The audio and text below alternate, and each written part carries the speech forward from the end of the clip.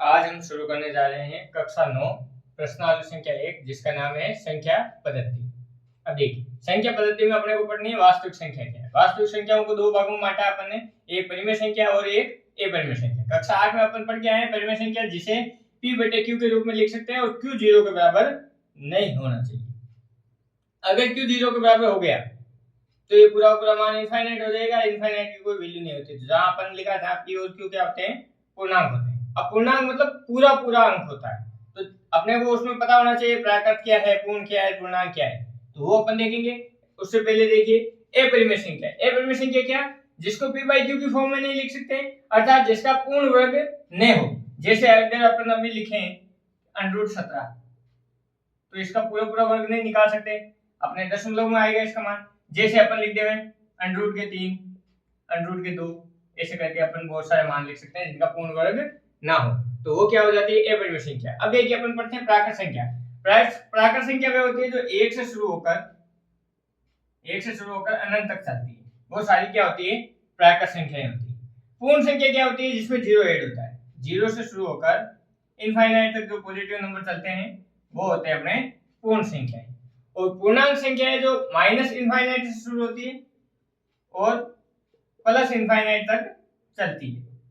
कहने का अर्थ है कि माइनस से शुरू होकर प्लस अनंत तक जो संख्याएं जाती है वो क्या होती है पूर्णांक संख्या। बिंदु है अपना दो परिमेय संख्याओं के मध्य अपरिमित रूप से अनेक परिमेय संख्याएं होती है। वो कैसे, तो देखिए अगर अपने पास कोई दो संख्याएं हैं 2 व 3, ये दोनों परिमेय संख्या है क्योंकि इन्हें p बटा q के रूप में लिख सकते हैं। इनके मध्य परिमेय संख्या ज्ञात करनी है, तो इन दोनों को जोड़ के 2 का भाग देते हैं तो इनके मध्य की परिमेय संख्या आ जाएगी। तो जैसे देखिए 2 + 3 बटे 2 तो कितना आ गया 5 बटे 2। तो देखिए ये 2 अपनी जगह, ये 5 बटे 2 और ये 3। तो देखिए 2 5 बटे 2 और 3, तो देखिए 2 से बड़ा है 5 बटे 2 और 3 से छोटा है, तो इनके मध्य स्थिति एक परिमेय संख्या हो गई। ऐसे अपन बहुत सारी संख्याएं ज्ञात कर सकते हैं। तो जो ऊपर अपन ने जो कथन लिखा है वो सत्य है कि दो परिमेय संख्याओं के मध्य अपरिमित रूप से अनेक परिमेय संख्याएं हो सकती है और उन्हें अपन इस तरीके से ज्ञात भी कर सकते हैं। तो अपन प्रश्नावली संख्या 1 में करेंगे। तो अब शुरू करते हैं अपन प्रश्नावली संख्या 1.1। प्रश्नावली संख्या 1.1 उसका पहला क्वेश्चन है अपने पास, क्या शून्य एक परिमेय संख्या है?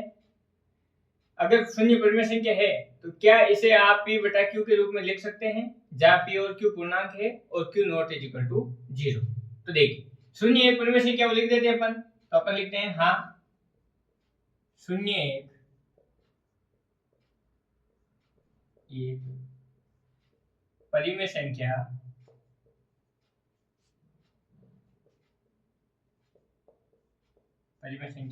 है। इसे अपन p बाई q के रूप में लिखते हैं। तो देखिए ये शून्य रहा अपने पास, शून्य को अपन इसके बट्टे में कुछ नहीं दिख रहा, परंतु अपने को पता होता है इसके बट्टे में क्या है 1।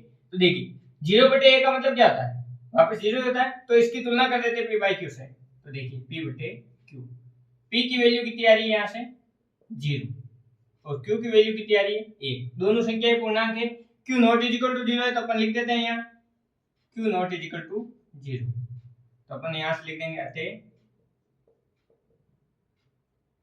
0 बटा 1 को एक परिमेय संख्या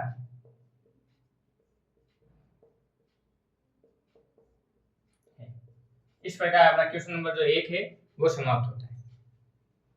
क्वेश्चन नंबर है अपना 2, उसमें दे रखा 3 और 4 के बीच 6 परिमेय संख्याएं ज्ञात कीजिए। तो देखिए दो संख्याओं के बीच में अपन को पता है दो परिमेय संख्याओं के बीच में अपरिमित रूप से अनेक संख्याएं हो सकती है और इसने अपने को 6 परिमेय संख्या पूछी। तो देखिए इसको सोल्व करने का तरीका, अपने को 6 परिमेय संख्या पूछी है ना, तो सबसे पहले लिखना है 6, उसमें अपने को क्या करना है 1 ऐड कर देना है, तो कितने हो गए 7। अब जो संख्या अपने को प्रथम में दे रखी 3 और 4, इन दोनों के अंश और हर को 7 से क्या करना है गुणा कराना है। तो देखिए अंश और हर को अपन क्या करा देते हैं 7 से गुणा। तो देखिए 3 को 7 से गुणा कराते हैं तो कितना आते हैं 21 और 7 के इसके बेटे में तो 1 ही है, 1 को 7 से कराया तो 7। इधर से देखिए 7 को 4 से गुणा कराया तो 28 और बेटे में कितने आ गए अपने 7, क्योंकि इसके बेटे में 1 रहेगा तो ये 7 आ गया। अब देखिए अपने पास हर समान है परंतु अंश भिन्न भिन्न है। 21 से आगे बढ़ेंगे तो कितना आएगा 22, फिर 23, 24, 25, 26 और ये 27।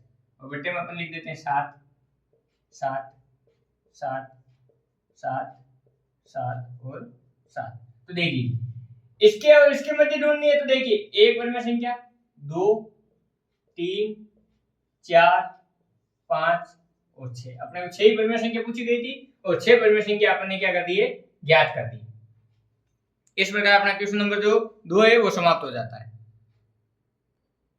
क्वेश्चन नंबर अपना 3 बटे 5 और 4/5 के बीच 5 परिमेय संख्या अपने को ज्ञात करनी। तो देखो अपने को परिमेय संख्या ज्ञात करनी है 5, तो 5 में अपने को क्या करना है, 1 ऐड करना है, तो कितने हो गए 6। तो जो संख्याएं अपने को दे रखी है 3/5 और 4/5, उसके अंश और हर को अपने को 6 से गुणा कराना है। तो ये देखिए ये अंश को 6 से गुणा करा दिया और ये हर को अपन ने 6 से गुणा करा दिया। देखो इनसे गुणा कराने में फर्क कुछ नहीं पड़ेगा क्योंकि ये सेम संख्या है, तो वापस वो का वही मान आ जाएगा, परंतु अपना आसान करना सरल रह जाएगा इससे। तो देखिए इसको भी 6/6 से गुणा कराते हैं। तो देखो 6 को 3 से गुणा कराया तो 18 बटे 6 को 5 से गुणा कराया तो 30।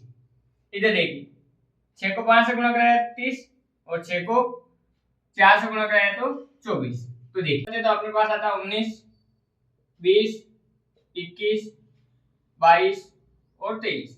तो देखिए इसके बटे में 30, 30, 30, 30 और ये 30। अपने को कितनी 5 परिमेय संख्याएं ज्ञात करनी थी। तो देखिए 1, 2, 3, 4 और ये 5, ये अपन ने 5 परिमेय संख्याएं ज्ञात कर दी। इस प्रकार अपना क्वेश्चन नंबर जो है 3 वो समाप्त होता है। क्वेश्चन नंबर है अपना 4, दिया गया है नीचे दिए गए कथन सत्य है या असत्य, कारण सहित अपना उत्तर दीजिए। तो अपने को कारण सहित उत्तर बताना सत्य है या असत्य। तो देखिए प्रत्येक प्राकृत संख्या एक पूर्ण संख्या होती है। तो कहने का अर्थ है प्राकृत संख्या, तो प्राकृत संख्या कहां से स्टार्ट होती है, 1 से शुरू होकर इनफाइनाइट तक चलती है, और पूर्ण संख्या वो 0 से शुरू होकर अनंत तक चलती है। तो ये जितनी भी प्राकृत संख्या आ रही है वो पूर्ण संख्या के अंतर्गत तो आ ही रही है। तो इसका कहने का अर्थ क्या, प्रत्येक प्राकृत संख्या एक पूर्ण संख्या है क्या, तो अपन क्या लिखेंगे, सत्य। होता भी प्राकृत संख्याएं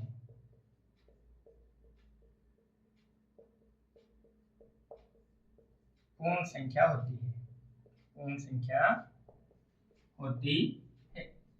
ये पहले का आंसर हो गया अपने। अब देखिए दूसरा, प्रत्येक पूर्णांक संख्या एक पूर्ण संख्या होती है। तो पूर्णांक संख्या है, तो पूर्णांक संख्या तो माइनस इनफाइनाइट से शुरू होकर प्लस इनफाइनाइट तक चलती है, वो सारी सारी क्या होती है, पूर्णांक संख्या है। और जबकि पूर्ण संख्या क्या है, पूर्ण संख्या 0 से शुरू होकर इनफाइनाइट तक चलती है। तो माइनस वाली एक भी संख्या इसमें नहीं आ रही, तो अपन क्या बोलेंगे, असत्य। और असत्य का कारण क्या दे देंगे, जैसे अपने पास कोई एक संख्या है -8, तो अपन लिख देंगे -8 पूर्णांक संख्या है, पूर्णांक है, परंतु पूर्ण संख्या नहीं है। तो ये अपन ने इसका कारण दे दिया। अब आगे देखिए तीसरा क्वेश्चन अपने को बोल रहा है प्रत्येक परिमेय संख्या एक पूर्ण संख्या होती है क्या। तो परिमेय संख्या अपन पढ़ के आए हैं जिन्हें p बटा q के रूप में लिख सकते हैं, जैसे 2/3 के रूप में लिख सकते हैं, तो बटे में लिख सकते हैं। जबकि पूर्ण संख्या को बटे में नहीं लिख सकते, पूर्ण संख्या एक पूरी संख्या होती है, अर्थात बटे में उसका मान नहीं आता है, तो अपन क्या बोलेंगे, असत्य। और कारण दे देंगे अपन 2/3 परिमेय संख्या है,